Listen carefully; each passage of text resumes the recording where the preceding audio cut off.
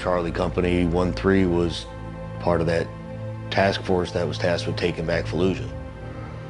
So we just did training months prior to that. We ended up riding in tracks and riding up to the city to take it back. I was in a different platoon. I was on top of a track with a couple of guys, Potter, Gallup, and after the Miklik was blown up, we were supposed to drive up to the city, but we somehow ended up next to a couple IEDs, and one went off, and I got hit with some shrapnel, resulting in the amputation of my arm and leg. All I heard was a pop. Oh, fuck. Shrapnel all into me. I had a female Iraqi interpreter with me. I remember falling into the vehicle. She's screaming her head off. And I'm like, relax, I'm fine, no big deal. I had no clue I had a piece of metal sticking out of my eye. My first deployment, we were in Washir, now Saddam, Shakela, Sistani, and then I think we ended up in Sengen, where we ripped the Brits out. That deployment was pretty kinetic. We had a lot of firefights and stuff like that. And then we came back for about 9 months or so and redeployed again in 11. And then that one was a little bit slower in the wintertime, so there wasn't much activity going on. So we were doing a lot of foot patrols and happened to get blown up twice. One just before November, November, just before Thanksgiving, and then on Christmas Day I got blown up again. He was right there in the room when I got shot. He was shooting the enemy, grabbing grenades, throwing them at him. I was just laying on the floor, shot twice, morphing up, and just this guy is just blasting the enemy, and I don't know, man, it's being Rambo. It's a very weird sound to hear all the gunfire and things going auditorially. Inside, I'm hearing these bones breaking, and it's mine. My femur broke and my collarbone broke, and started feeling everything just going.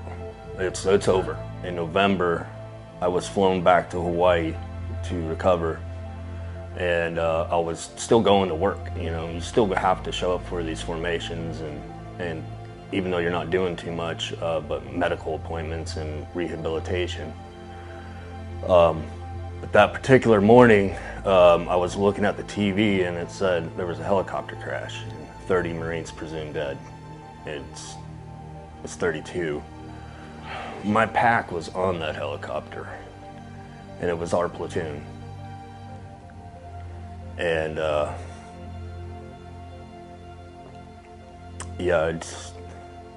was one of the worst days of my life.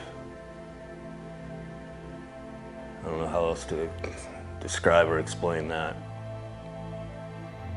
So we entered this house and going up the stairs, as soon as they turned the corner, an RPK machine gun just ripped open, killed Pickering instantly, hit Gonzo pretty good, and Gonzo went flying from the stairs, took more with him.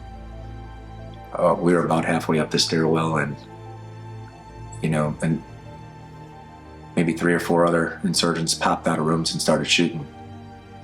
When that bomb blew up, it kind of sent us flying, and we had Gonzalez by the arms and the flak, the loophole on the flak jacket, and we were dragging him, and blew up, sent us flying into a wall.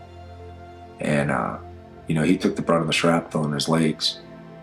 I said, "Get the hell out of here, you're not in a good position." And as soon as I said that, an insurgent leaned out the window and took his corpsman's life, who was sitting against the courtyard wall. You watch a head explode like a grape, it sticks with you forever. It's kind of what happened to him.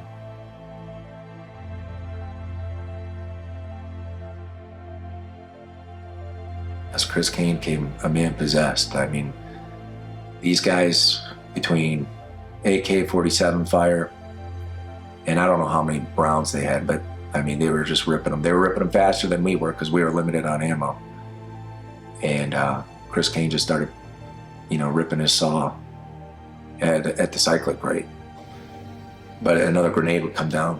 We'd either kick it, into another area of the home where it was further away from us, or there was on a couple occasions Chris Kane caught one and threw it back at the enemy. And there was an occasion where he picked one up and threw it back at the enemy. And, you know, I remember yelling at him like not to do this.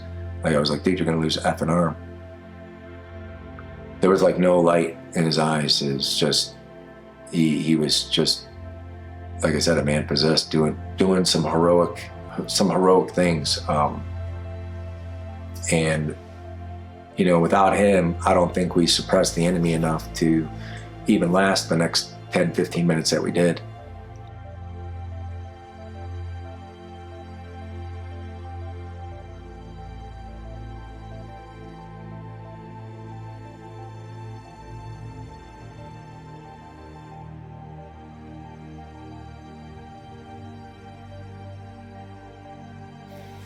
We want to do more for veterans. We need to do more for veterans.